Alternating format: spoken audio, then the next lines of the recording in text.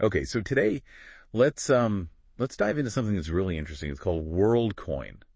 Have you heard about this? Yeah, it's been making some waves, that's for sure. Yeah, it seems like it's like trying to change the future of finance and stuff, with this whole universal basic income thing and giving everyone a digital ID, all with like an iris scan. It's a pretty bold idea, I'll give them that. I mean, instead of just like talking about making a more fair system, they're actually trying to build it. Yeah. And it's definitely gotten people talking, right? Some people are calling it like the future and others think it's like straight out of a dystopian movie. Haha. It's definitely interesting, to say the least. So let's like really unpack what WorldCoin is all about, like what it could do, but also the risks and try to figure out what's real and what's hype.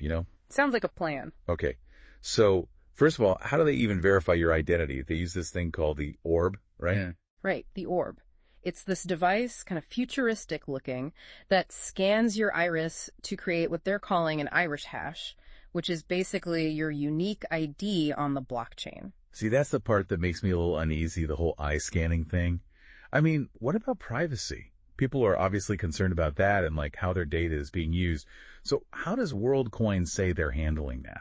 Yeah, that's the big question everyone's asking. WorldCoin claims that they don't actually keep the image of your iris. They say the orb just uses it to make that unique iris hash, and then that's connected to your World ID. Okay, so they're saying no one can steal your identity because there's no like giant database of iris pictures lying around for hackers to get. Exactly.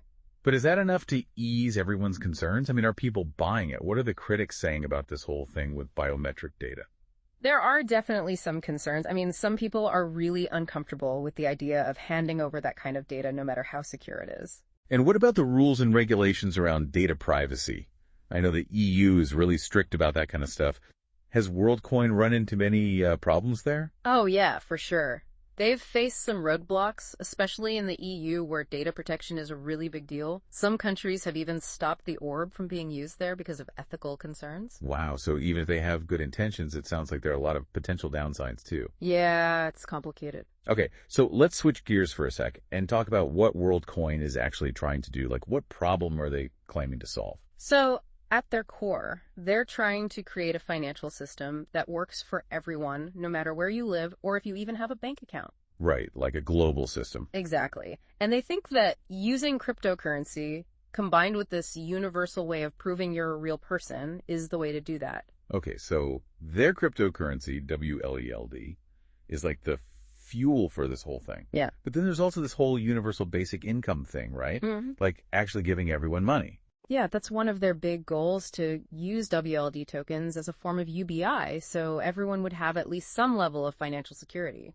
That's a huge goal, like globally huge. How could they even make that work? It's definitely ambitious, and to be honest, it's still very theoretical. Yeah. Figuring out the logistics of distributing money like that on a global scale is a huge challenge, and they're still trying to figure out the best way to do it. It's definitely a conversation starter. But let's come back to the present for a minute. I read that millions of people have already signed up for WorldCoin and gotten their WLD tokens. Why are people so eager to join, even with all the potential downsides? Well, I think there are a few reasons. For one thing, people are always curious about new technology, especially when it has the potential to be revolutionary, like WorldCoin. So it's like being on the ground floor of something new and exciting. Exactly. And of course, there's the fact that you get free WLD tokens just for signing up, which is a pretty good incentive for a lot of people. That makes sense. I guess some people just believe in their vision of a more equitable future and want to support that. Absolutely. Speaking of the people behind this whole thing, it's pretty impressive that they've got someone like Sam Altman involved, right? Yeah, I mean, the guy's like a tech superstar with OpenAI and everything. It's pretty wild. So how did he even get involved in WorldCoin? What's the story there? So you've got Sam Altman, and he teams up with this guy, Alex Blania, who's the CEO of Tools for Humanity. They're the ones actually building WorldCoin. And then you've also got Max Novenstern, who knows everything there is to know about cryptocurrency. Wow, so they come from all these different backgrounds, but somehow found common ground with WorldCoin. Exactly. And it's interesting to see how Altman's work with AI is influencing his approach to WorldCoin. Because that's another huge area, right? Artificial intelligence. Like, are those two things connected? Oh, absolutely. Right. They both have the potential to completely change how things work in good ways and bad. We can dig into that more a little later if you'd like.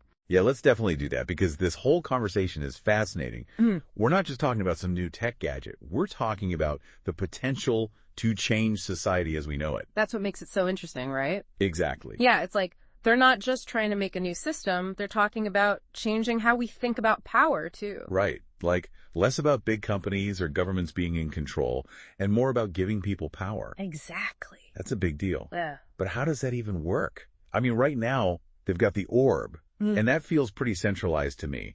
So how do they go from that to a system that's actually decentralized? Well, they're saying it's going to be like a step-by-step thing. Okay, so what are the steps? So right now, they're just focused on getting people signed up and building the system. But the next step is where it gets really interesting. That's when they want to transition control to this thing called a DAO. A DAO. What's that stand for? It stands for Decentralized Autonomous Organization. Okay, that sounds kind of complicated, haha. Can you explain it in simpler terms? Like, what would DAO actually do? Basically, it would be like a digital democracy, where everyone who has WLD tokens gets a say in how WorldCoin is run. So instead of WorldCoin making all the decisions, it would be the community, the token holders, who decide things. Right. Decisions about the system, how it works, what changes are made, all of that would be decided by the community, probably through voting. Okay, so it's like everyone gets to be part of running things. But getting people to agree on anything is hard enough, let alone like on a global scale. How would they even make sure that a DAO is actually fair and represents everyone? Yeah, that's $1 million question. It's a massive challenge for sure. I bet. They'd need to figure out a way to make sure that people from all over the world, from different backgrounds and with different amounts of wealth, all have an equal say. You know, they have to prevent any one group from taking over. It sounds incredibly complicated. Like logistically, how do you even pull that off? Exactly. It's a huge undertaking, and to be honest, there's no guarantee it'll work perfectly. But there are examples of other projects that have tried similar things. Oh, really? Have any DAOs actually worked well? Like, are there any success stories they can learn from? Well, there have been a few that have done some interesting things, but there have also been some high-profile failures. So WorldCoin can learn from both the good and the bad, hopefully avoid some of the mistakes others have made. Exactly. It's all about learning and adapting as you go. Okay, but I want to step back from the technical stuff for a second and think about the bigger picture here. Let's say, hypothetically, that WorldCoin does figure out this whole DAO thing, and they actually create a decentralized financial system. What would that even mean for the world? Like, what's the best case scenario here? Well, in a best case scenario, it could be transformative. Imagine a world where anyone, anywhere, can access financial services, regardless of where they live or how much money they have. Yeah, that would be huge. Like, no more needing banks or worrying about exchange rates or any of that. Potentially. It could be a game changer, especially for people in developing countries who don't have access to traditional banking. It could give them new opportunities to participate in the global economy. It sounds too good to be true, to be honest. Mm-hmm. But I also know that every solution comes with its own set of problems.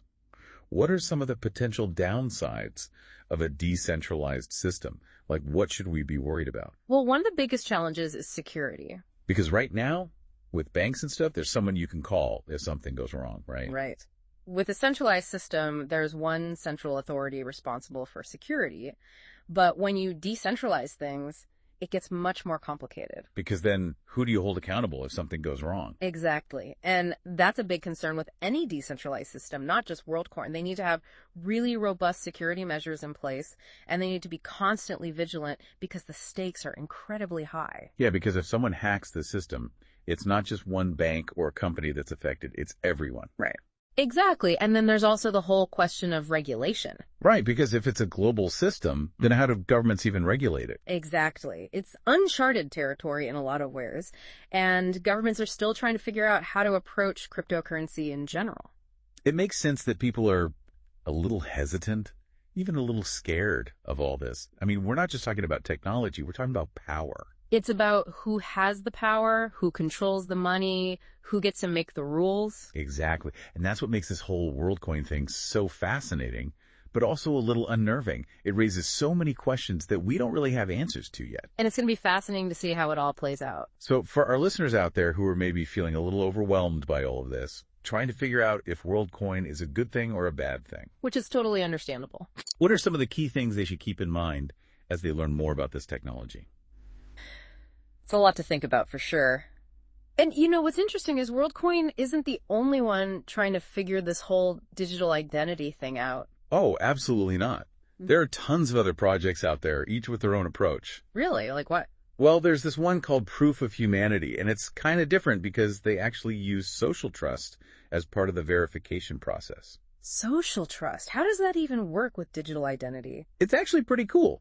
So you make a video of yourself and give them some basic info, and then other people on the platform can vouch for you, saying, yep, that's really them. So it's like instead of just a computer checking your ID, it's other humans verifying that you are who you say you are. Exactly. It's like a web of trust, but like decentralized. I like that. Okay, so besides Proof of Humanity, what else is out there? Anything else that's really different? Have you heard of Gitcoin Passport? I don't think so. What's their deal? Okay, so instead of just using one thing to verify you, like a driver's license or whatever, they take information from all these different online accounts you have. Oh, interesting. Yeah, and they use that to build a digital ID, so it's like more comprehensive. So it's like pulling little pieces of your identity from all over the internet. Yeah, exactly. And that way no single company or organization has all your info in one place. Right, and I think that appeals to people who are worried about privacy. They like that it's more distributed. It's all about control, isn't it? Like who has control over your data? Yep, that's the big question with all of this digital identity stuff. For sure. Well, I think we've definitely given our listeners a lot to think about today. This whole world of digital identity is like changing so fast. It's really only just getting started. Yeah. It's kind of exciting, but also kind of scary, you know? Totally. It's like we're standing at the edge of something brand new and we don't know what's going to happen. Exactly. Yeah. So for everyone listening, we want to hear from you. What do you think about all of this? Is WorldCoin the future? Are these other approaches better? Let's keep this conversation going. Absolutely. Let us know your thoughts. Okay. And that's it for today's deep dive. Thanks